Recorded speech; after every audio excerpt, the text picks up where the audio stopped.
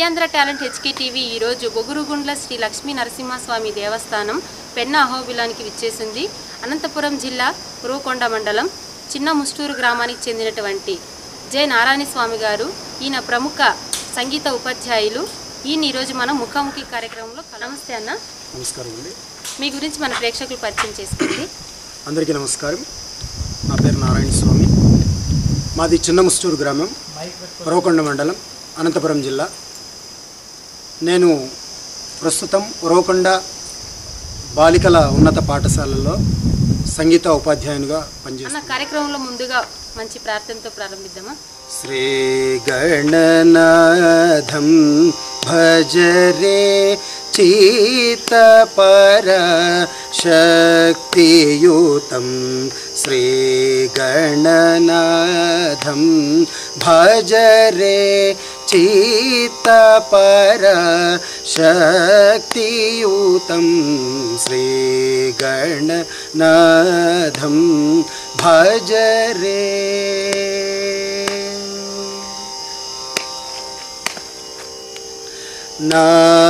నాగయజ్ఞ సూత్రధరం నాగయజ్ఞ సూత్రధరం నాదలయ నందకరం నాగయజ్ఞ సూత్రధరం నాదలయ నందకరం శ్రీ గణనాథం భజరే. చాలా అద్భుతమైన కృతితో ప్రారంభించారన్న.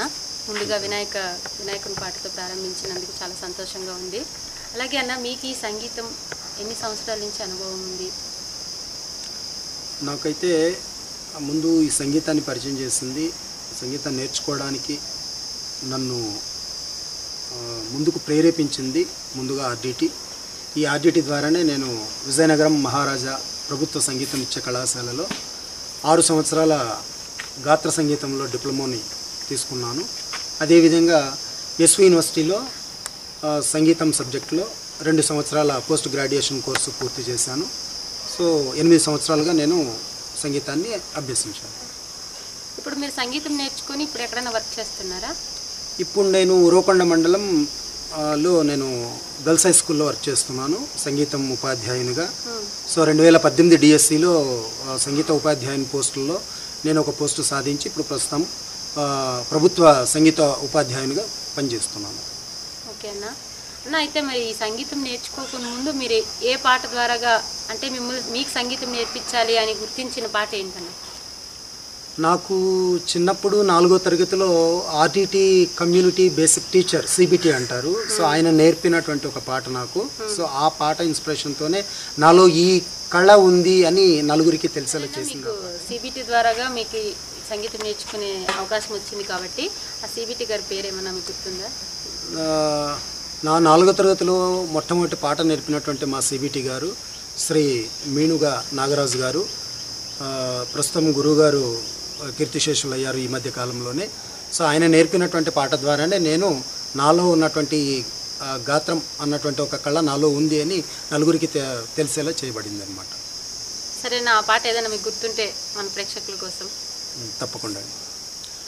రాయలేలిన నాటి రతనాల సీమలో రగులుతుంది రైతు గుండెరా ఓరన్నా కన్నీటి పాలాయరా నీ బ్రతుకు కన్నీటి పాలాయరా. రాయలేలిన నాటి రతనాల సీమలో రగులుతుంది రైతు గుండెరా ఓరన్నా కన్నీటి పాలాయరా నీ బ్రతుకు కన్నీటి పాలాయరా. ఏటేట కరువులొచ్చి వెంటాడి వేధిస్తే ఇన్నాళ్ళుగా పేద రైతు బ్రతికీచుచున్నాడు. దిక్కన్నదే తోచక రైతన్నా దిక్కుమంటున్నాడురా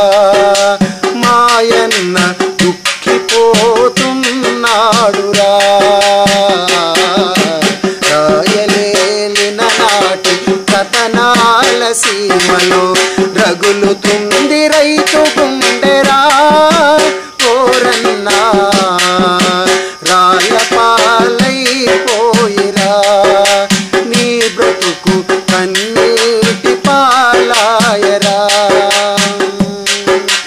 కన్నా బిడ్డల కన్నా నిన్నగా సాకున్న పసిడి గిత్తలు మరియు పాలిచ్చు పశువులు మేతా నీరు దొరకక అయ్యయ్యో కటికా కమ్మేశావురా కసాయి కటికా కమ్మేశావురా రాయలేలిన నాటి కథనాల సీమలో రగులుతుంది రైతు గుండెరా కోరన్నా కన్నీటి పాలాయరా నీ బ్రతుకు కన్నీటి పాలాయరా నీ బ్రతుకు కన్నీటి పాలాయరా. సీమలో ఉన్న కరువు గురించి కళ్ళకు కట్టినట్టుగా పాట రూపం ద్వారాగా మాకు తెలియజేశారన్న, చాలా సంతోషంగా ఉంది అన్న. మీ కుటుంబ నేపథ్యం గురించి చెప్పండి. మా కుటుంబంలో పాడడం అయితే మా అమ్మగారు పాడేవారు. జోల పాటలు కానీ, లాలి పాటలు కానీ, లేదా సీమంతపు పాటలు కానీ. సో మా అమ్మగారు 10 మందిలో పాడుతున్నా సరే పలానా ఆమెనే బాగా పాడుతుందని పిలిపించి మరి పాడేవాళ్ళు అనమాట. సో అట్లా అమ్మకు పాడడంలో నైపుణ్యం ఉందని చెప్పచ్చు. 2, నాన్నగారికి పౌరాణికంలో మంచి ప్రావీణ్యం ఉందన్నమాట. పౌరాణికంలో హరిశ్చంద్ర గారి నాటకంలో తీసుకుంటే చంద్రమతి వేషంలో నాన్న 12 సంవత్సరాల పాటు తను ఆ నాటకాన్ని వేయడం జరిగిందంట. సో ఆ విధంగా తనకు కూడా ఆ గాత్ర అనుభవం ఉండడం వల్ల వాళ్ళిద్దరి కలయికతో నాకు వచ్చిందని నేను అనుకుంటున్నాను. ఓకే అన్న, అయితే వారసత్వంగా వచ్చిందన్న. మిమ్మల్ని ఆర్డిటి సంస్థకు పరిచయం చేసిన గురువు ఎవరైనా ఉన్నారా? నాకు 5th క్లాస్లో ఆర్డిటి ద్వారా కల్చరల్ కాంపిటీషన్స్ జరుగుతున్నాయి. సో అందులో ప్లేబ్యాక్ సింగర్గా రావాలని నాకు పిలుపు రావడం జరిగింది. అక్కడికి వెళ్ళిన తర్వాత శ్రీ భూపతి రమణరాజు గారు నాకు మా ఏరియాకు సంబంధించినటువంటి కల్చరల్ ఆర్గనైజరు. సో ఆ సార్ ప్రోద్బలంతోనే నేను ప్లేబ్యాక్ సింగర్గా ఆర్డిటీలో అడుగుపెట్టడం జరిగింది. ఆ తర్వాత ప్రతి ఏటా జరిగేటువంటి ఆర్డిటి కల్చరల్ కాంపిటీషన్స్లో ప్రతి ఏటా కూడా నేను ప్లేబ్యాక్ సింగర్గా పార్టిసిపేట్ చేసేవాడిని. మళ్ళీ ఆ తర్వాత ఆర్డిటీలో మీరు ప్లేబ్యాక్ సింగర్గా వెళ్ళిన తర్వాత మిమ్మల్ని బాగా పాడుతున్నారని చెప్పి వీళ్ళకి సంగీతం నేర్పిస్తే బాగుంటుందని చెప్పి మిమ్మల్ని ఎవరు సంగీత కాలేజీకి పంపించడం జరిగింది? సంగీత కాలేజీకి పంపించడానికి ఆర్డిటి సంస్థలో పనిచేస్తున్నటువంటి పెద్దలు, అలాగే కల్చరల్ సెక్టార్ టీమ్ లీడర్స్ అందరూ కూడా ముందుగానే వాకప్ చేశారంట. ఏ కళాశాలలో అయితే బాగా నేర్పుతారు, ఎక్కడ నేర్పిస్తే బెటరు.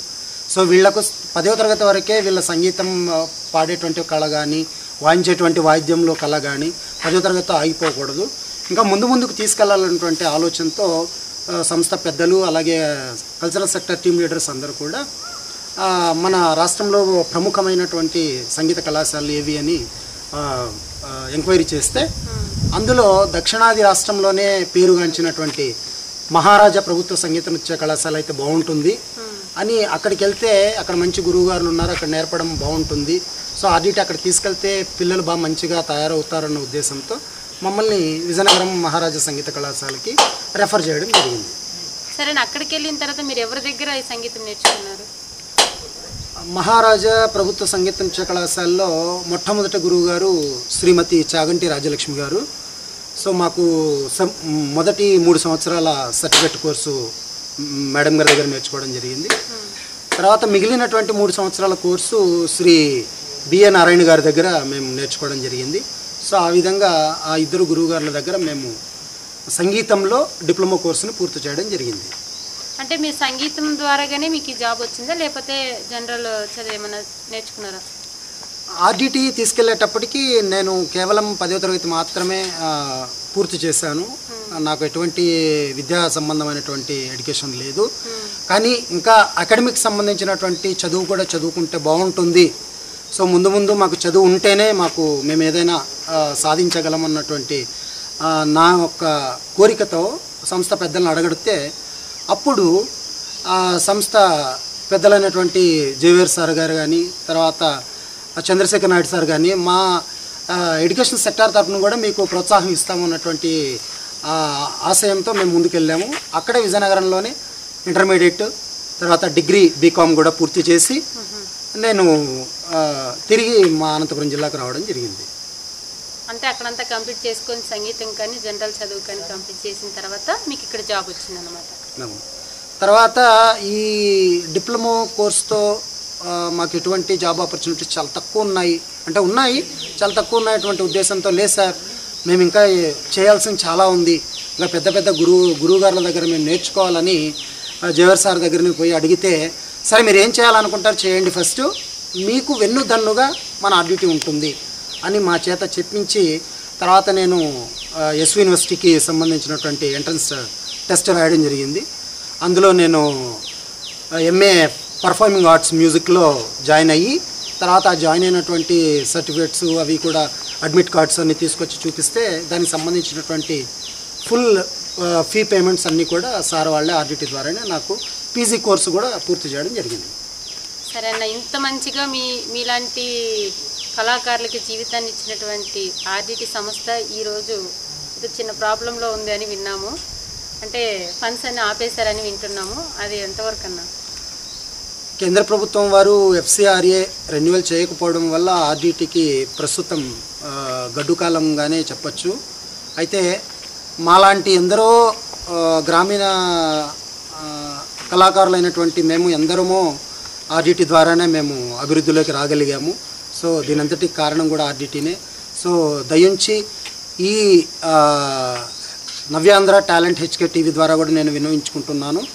సో కేంద్ర ప్రభుత్వం వారు ఆర్డిటీకి ఎఫ్సిఆర్ఏని రెన్యువల్ చేసి మాలాంటి గ్రామీణ కళాకారుల్ని ఎందరినో అభివృద్ధిలోకి తేవడానికి అవకాశం ఉంటుందని ఈ సందర్భంగా నేను వేడుకుంటున్నాను. ధన్యవాదాలు అన్న. మేము కూడా అదే మన ఛానల్ ద్వారాగా మరిన్ని వీడియోస్ కోసం నవ్యాంధ్ర టాలెంట్ హెచ్కే టీవీని సబ్స్క్రైబ్ చేయండి. అలాగే పక్కనున్న బెల్ ఐకాన్ను కూడా క్లిక్ చేయండి.